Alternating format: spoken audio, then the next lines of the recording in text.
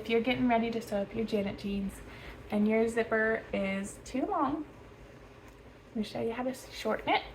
It's nice and quick and easy, so don't dread it. Once we're through, you're not going to worry about shortening zippers anymore. So grab your zip and grab your fly facing piece. Those are the two we're going to use to shorten our zip. All right, y'all, let's shorten our zipper to be the perfect length for our Janet jeans. I have a metal zipper here. I do suggest metal. We're going to grab our zipper facing piece. The left side is going to line up with the top, really the top of the facing to the top of the zipper. And then the bottom with the bottom, I just made a little snip. Then I'm going to take a pin and I'm going to mark 1/2 inch to about 3/4 inch up. I'm not going to lie, I always eyeball it. You want enough room to top stitch your zipper, and you have 2 rows of top stitching, so somewhere about 3/4 of an inch to 1/2 an inch. Here's the settings that I use to create a zipper stop.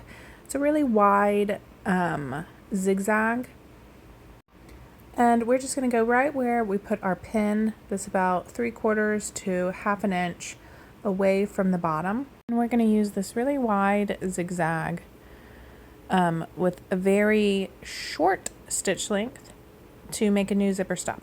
I highly recommend hand cranking a few stitches just to make sure that you have your sewing machine foot exactly centered and your needle isn't going to hit these metal teeth, because you don't want to break a needle. So hand crank the first few, make sure your position is perfectly centered. Then you're just going to go back and forth a few times until you think you have a nice sturdy little zipper stop. And I'll show you mine. There you go. Just use regular thread here. No need to use anything special. Okay, now what we're going to do is trim it off where we made our first little snip that was at the very bottom of our zipper facing. We're not going to trim through the zipper teeth, but we're going to go up vertically as close as we can to the metal zipper teeth to our zipper stop. You really want a set of really sharp, very small scissors for this, especially this next step.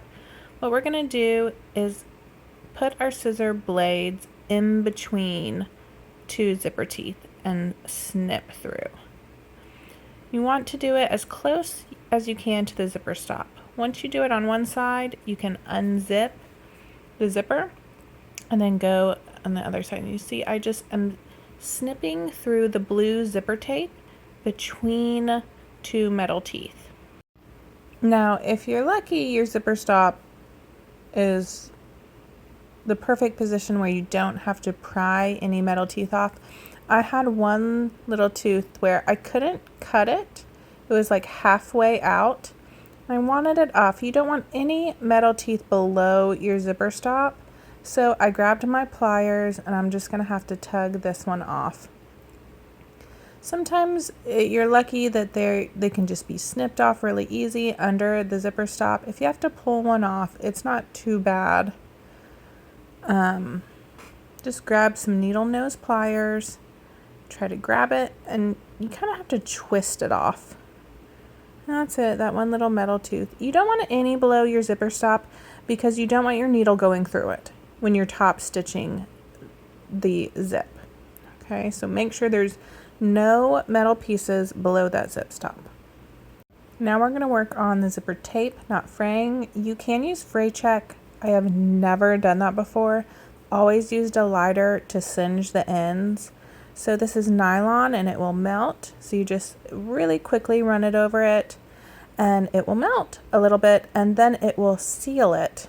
I'm trying to show you the best I can. It's like a little layer right there that will seal it. Again, you just want to hit it really quickly, melt a little tiny layer, and it will keep it from fraying. I'm sure the fray check would work, but I've always done it this way, so that's the way I do it. And now you have the perfect size zipper for your Janet jeans.